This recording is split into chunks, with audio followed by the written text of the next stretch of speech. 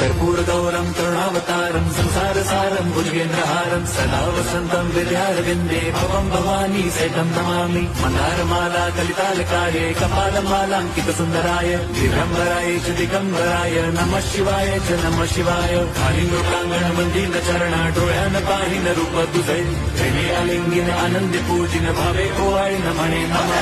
त्वमेव माता पिता त्वमेव बन्धुश्च सखा त्वमेव विद्याधरणं त्वमेव सर्वं मम देवदेव। कायेन वाचा मनसेन्द्रियैर्वा बुद्ध्यात्मना वा प्रकृति स्वभावात् करोमि यद्यत् सकलं परस्मै नारायणायेति समर्पयामि। अच्युतं केशवं रामनारायणं कृष्णदामोदरं वासुदेवं हरिं श्रीधरं माधवं गोपिकावल्लभं जानकीनायकं रामचन्द्रं भजे। हरे राम राम राम हरे हरे, हरे कृष्ण हरे